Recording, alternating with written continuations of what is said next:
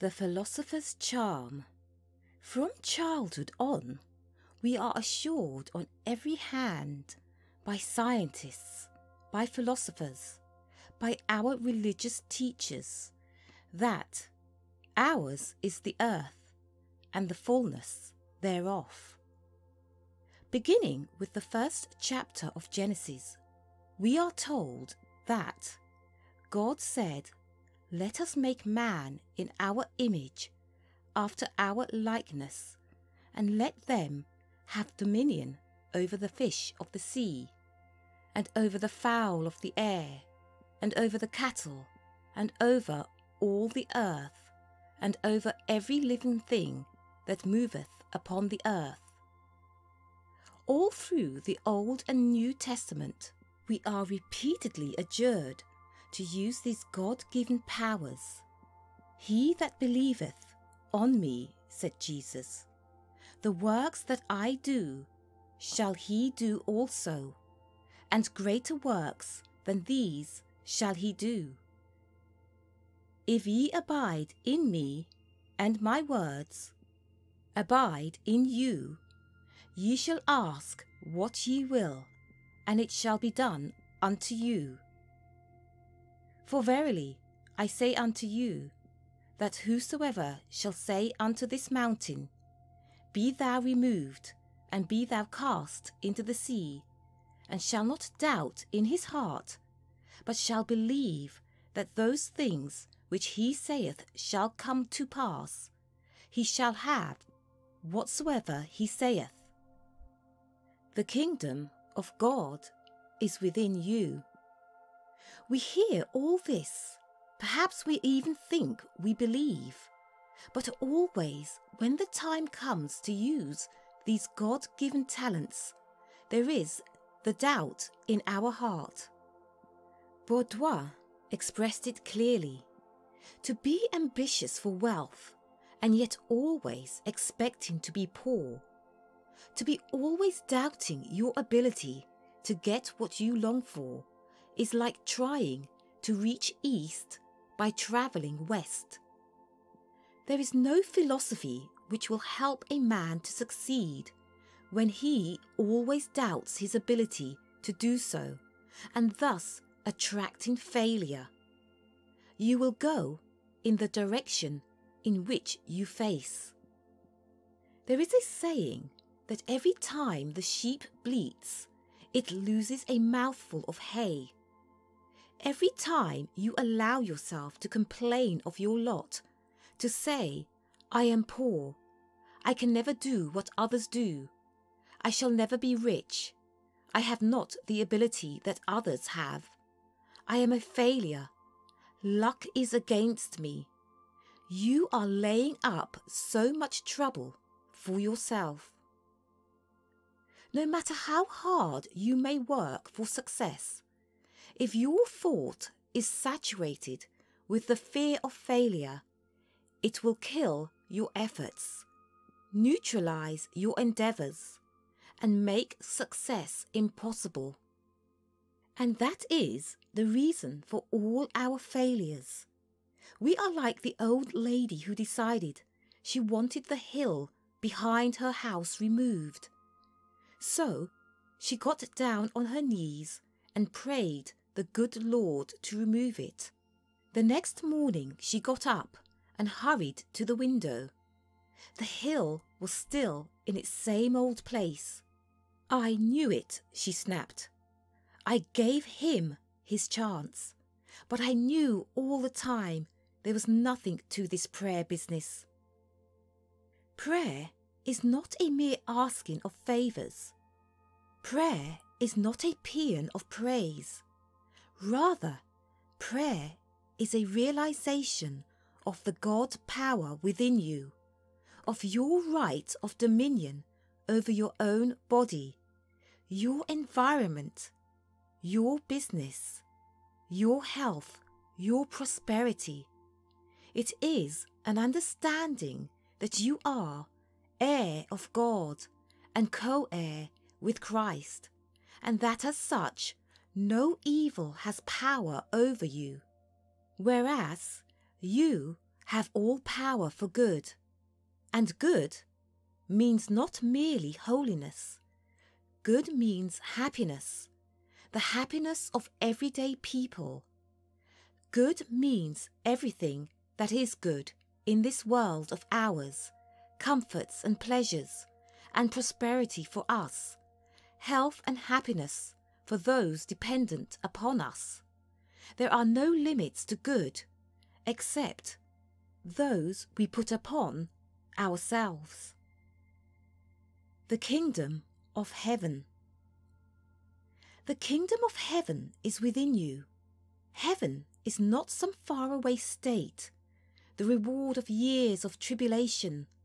Heaven is right here, here and now.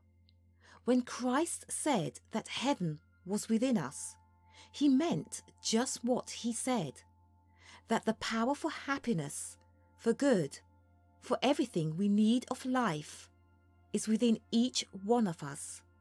That most of us fail to realize this heaven, that many are sickly and suffering, that more are ground down by poverty and worry, is no fault of his.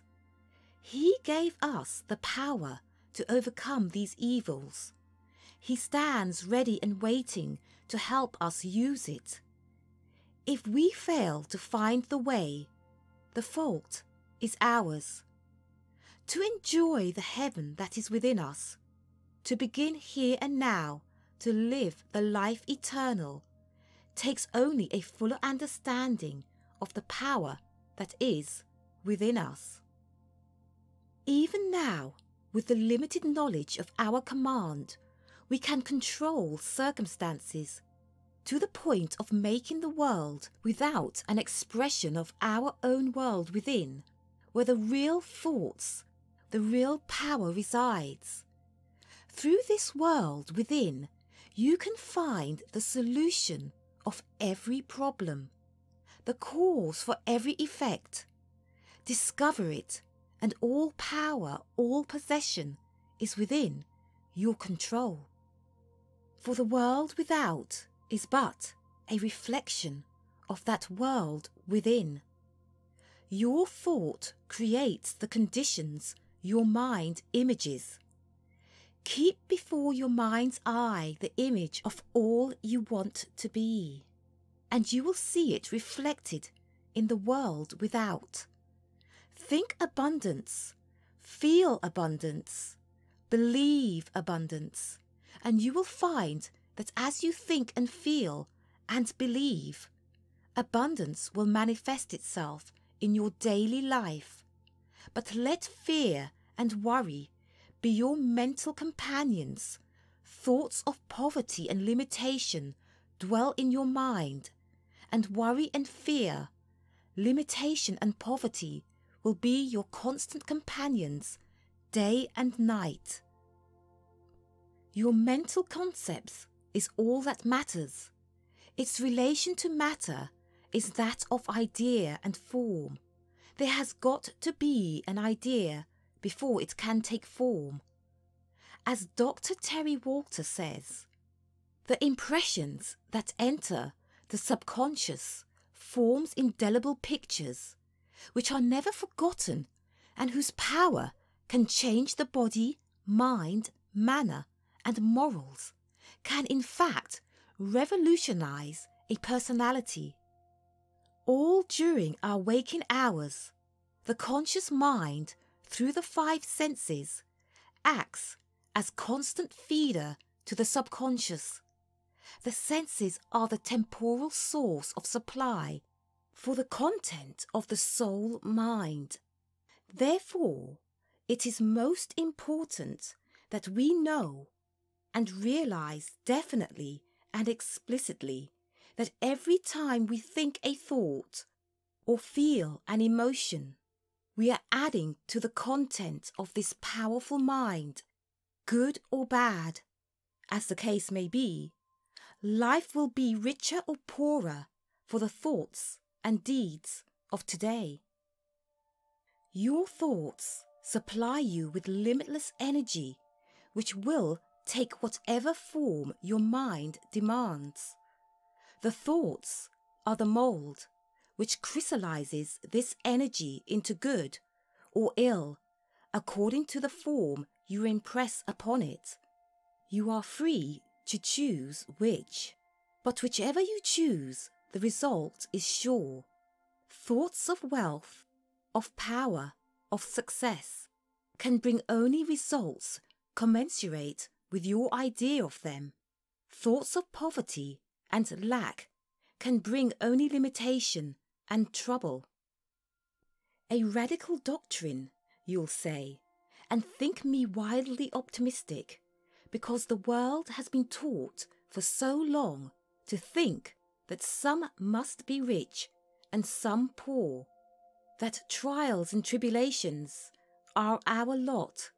Dr. Edwin E. Slosson, editor of Science Service, speaking of the popular tendency to fight against new ideas merely because they were new, said, "All through the history of science, we find that new ideas have to force their way into the common mind in disguise, as though they were burglars instead of benefactors of the race."